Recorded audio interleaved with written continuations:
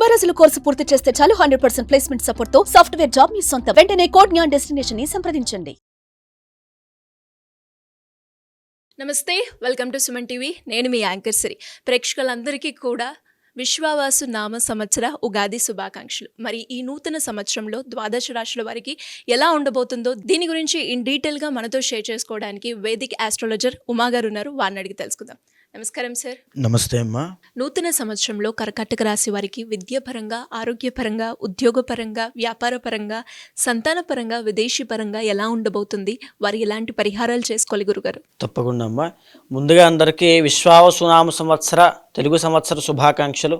అయితే అందులో భాగంగా మనం మాట్లాడుకునేటువంటి కర్కాటక రాశి వాళ్ళకి ఆదాయం చూస్తే 8, వ్యయం 2, రాజపూజ్యము 7, అవమానం 3.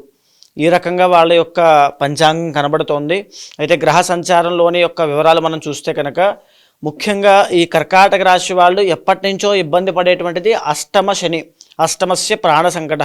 సో ఈ మార్చి 30 దగ్గర నుంచి వీళ్ళకి అష్టమ శని దోషం వెళ్ళిపోబోతోంది.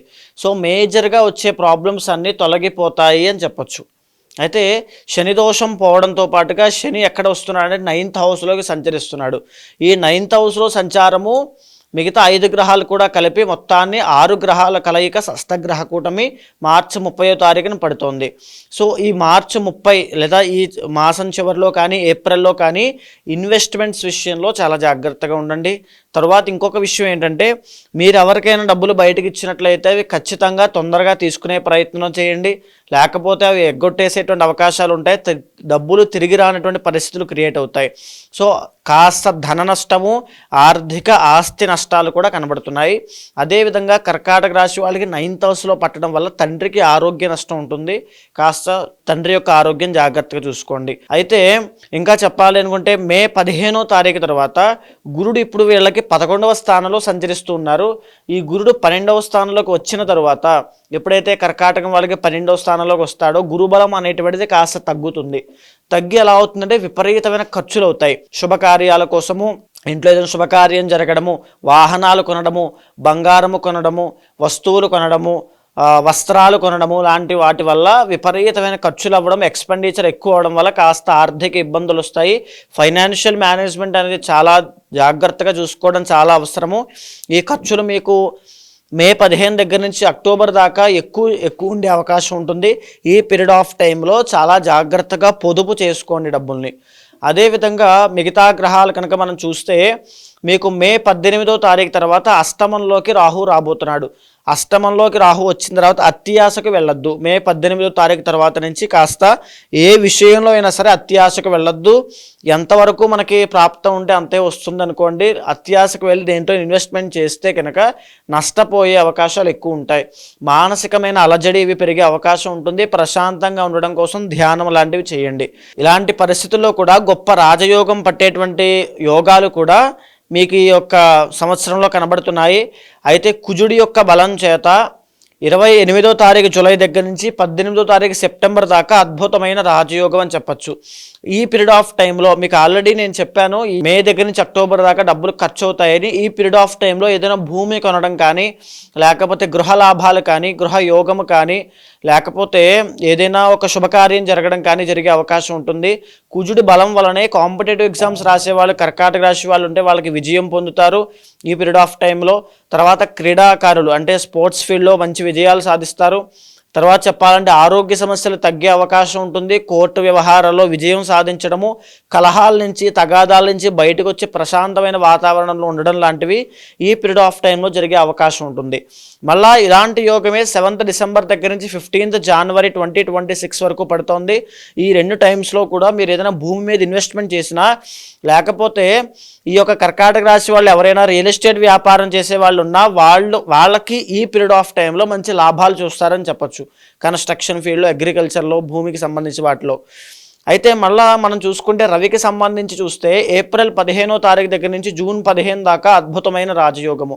అది ఎలాగనంటే ప్రభుత్వ ఉద్యోగం కోసం ప్రయత్నం చేస్తున్న వాళ్ళకి, గవర్నమెంట్ జాబ్ వచ్చిన తర్వాత కూడా ప్రమోషన్స్ కావాలి, సరైన గుర్తింపు కావాలనుకునే వాళ్ళకి, ప్రభుత్వ గుర్తింపు కోసం ప్రయత్నం చేసుకున్న ఎలాంటి సామాన్యులకైనా ఆ టైం చాలా బాగుంటుంది. ఆరోగ్య సమస్యలు తగ్గుతాయి. ఇంకా చెప్పాలి అంటే మీరు ఏ పని చేస్తున్నా అందులో ప్రమోట్ అవ్వడం, ఎలివేట్ అవ్వడం లాంటివి జరిగే అవకాశాలు ఉంటాయి. మళ్ళీ ఇలాంటి యోగమే సెప్టెంబర్ 15 దగ్గర నుంచి అక్టోబర్ 15 దాకా అద్భుతంగా ఉండే అవకాశం ఉంటుంది. మీరు పట్టిందల్లా ఆ టైంలో కార్యాజయము అంటే కార్యసిద్ధి, కార్యాజయం కలిగేటువంటి ఏ పని పట్టుకున్నా అందులో విజయం పొందుతారు. పని పెరుగుతుంది, ఆదాయం పెరుగుతుంది. ఇలాంటి శుభవార్తలన్నీ కూడా ఈ యొక్క రవి పీరియడ్ ఆఫ్ టైంలో ఇప్పుడు నేను చెప్పిన టైమ్స్లో వచ్చే అవకాశం ఉంటుంది. అయితే శుక్రబలం వీక్గా ఉండడం వల్ల ఒక 2 మాసాలు మాత్రము ఇబ్బందులు కనబడుతున్నాయి. అది ఏ మాసాలు అంటే ముఖ్యంగా డిసెంబర్లో, అదేవిధంగా జనవరిలో. మీకు మళ్ళా చూస్తే కుజుడు యొక్క బలం వల్ల డిసెంబర్, జనవరి అనేటువంటి 7th డిసెంబర్ టు 15 జనవరి చాలా బాగుంటుందని చెప్పాను. అక్కడే మళ్ళీ శుక్రబలం లేకపోవడం వల్ల డిసెంబర్, జనవరి మాసాల్లో కాస్త జాగ్రత్తగా ఉండాలి. ఎవరు జాగ్రత్తగా ఉండాలి అని అంటే ఎవరైతే సినిమా ఫీల్డ్లో ప్రయత్నం చేస్తున్నారో, ఎవరైతే క్రియేటివ్ ఫీల్డ్లో, ఆర్ట్స్లో కానీ, లేకపోతే ఇండిపెండెంట్గా బిజినెస్ చేసేవాళ్ళు కానీ, బట్టల వ్యాపారం చేసేవాళ్ళు, బంగారు ఆభరణాలు అమ్మేటువంటి వాళ్ళు, తర్వాత చెప్పాలంటే ఆర్కిటెక్ట్స్ కానీ, ఇంటీరియర్ డిజైనింగ్స్ కానీ, ఈ యొక్క ఫీల్డ్స్లో, కళారంగంలో, నృత్య గీత వాద్య రంగాల్లో అన్నిట్లోనూ కూడా కాస్త అభివృద్ధిని తగ్గే అవకాశాలు ఉంటాయి. ఇదే కాకుండా కాస్త ప్రేమ వ్యవహారాల్లో ఇబ్బంది పడేటువంటి అవకాశాలు కనబడుతున్నాయి. ఇదే కాకుండా వైవాహిక జీవితంలో కాస్త సమస్యలు రావడం కానీ, లేదు అనుకుంటే ఆడవాళ్ళ వల్ల కాస్త ఇబ్బంది పడడం లాంటి సమస్యలు ఎన్నో డిసెంబర్ అండ్ జనవరి మాసాల్లో కనబడుతున్నాయి. ఈ టైంలో కొన్ని జాగ్రత్తలు తీసుకోండి, చాలా బాగుంటుంది. అయితే ఓవరాల్గా చెప్పాలంటే గురుబలం తగ్గడం వల్ల ఖర్చులు పెరుగుతున్నాయి కాబట్టి ఖర్చులు తగ్గించుకోండి.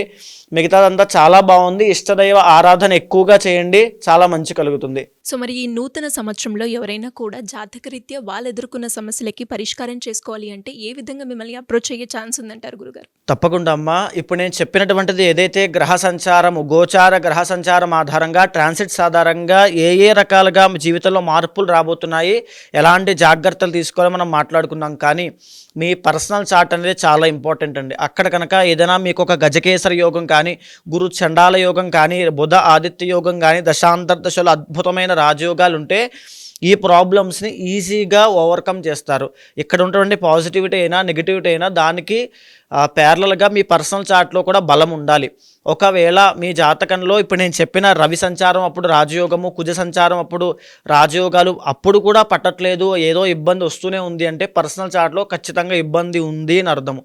దాన్ని గుర్తించండి. ఖచ్చితంగా మీ పర్సనల్ చార్ట్ చూడండి. దాంట్లో ఏవైనా దోషాలు ఉంటే తగిన పరిహారములు, పూజలు ఆచరించండి. శీఘ్రంగా ఈ యొక్క రాజయోగాలు అనుభవిస్తారు. ఒకవేళ అలాంటి వాళ్ళు ఎవరైనా ఉంటే తప్పకుండా కింద కనిపించే నెంబర్కి కాల్ చేయండి.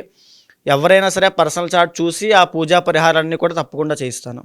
ధన్యవాదాలు గురుగారు. నమస్తే అమ్మా.